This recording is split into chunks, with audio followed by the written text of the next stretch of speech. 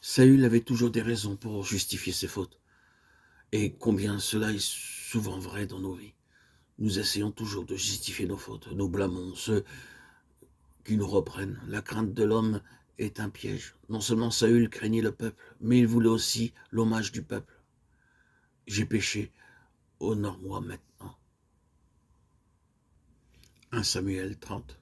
Saül voulait l'honneur devant les hommes. La crainte des hommes et l'honneur devant les hommes peuvent faire obstacle à l'obéissance totale à Dieu. La même chose est dite par Jésus dans Jean 12, 42, 43. Cependant, même parmi les chefs, plusieurs crurent en lui. Mais à cause des pharisiens, ils ne le confessaient pas, pour ne pas être exclus de la synagogue, car ils aimèrent la gloire des hommes plus que la gloire de Dieu.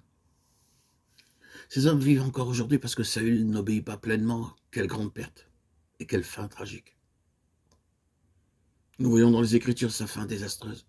Jamais plus Dieu ne lui parlerait. Saül a recherché une sorcière. Tragique fin d'un homme qui fut loin de Dieu. C'est la signification spirituelle derrière cela. Dieu voulait que Saül détruise entièrement les Amalécites. Qui sont les Amalécites? Relisons Exode 17. La maison d'Israël but l'eau qui sortit du rocher. Moïse frappa le rocher et l'eau sortit du rocher. Immédiatement après cela, la guerre éclata avec les Amalécites. Ceci nous parle de la guerre spirituelle dans la vie du croyant. Dès que nous buvons l'eau vive, les Amalécites entrent en guerre. L'eau vive est le Saint-Esprit. Lorsque le Saint-Esprit vient habiter en nous, la guerre spirituelle commence. La guerre de l'esprit contre la chair. C'est la guerre dans laquelle nous sommes engagés. Ce que Dieu disait à Saül, il nous le dit aujourd'hui.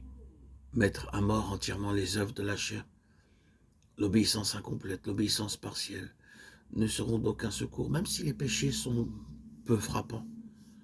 Souvenons-nous de Galates 5, 17.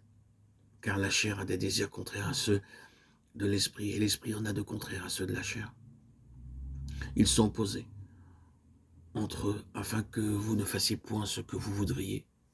Puis, les versets 19, 20, 21. Or, les œuvres de la chair sont manifestes. Ce sont l'adultère, l'impudicité, l'impureté, la dissolution, l'idolâtrie, la magie, les inimitiés, les querelles, la jalousie, les animosités, les disputes, les divisions, les sectes, l'envie, les meurtres, l'ivrognerie, les excès de table, et les choses semblables. Je vous dis d'avance, comme je l'ai déjà dit, que ceux qui commettent de telles choses n'hériteront point le royaume de Dieu. Notre obéissance aussi est incomplète si nous ne détruisons pas de telles choses. Nous devons nous éloigner des péchés évidents comme l'idolâtrie, l'impudicité, la sorcellerie, l'impureté.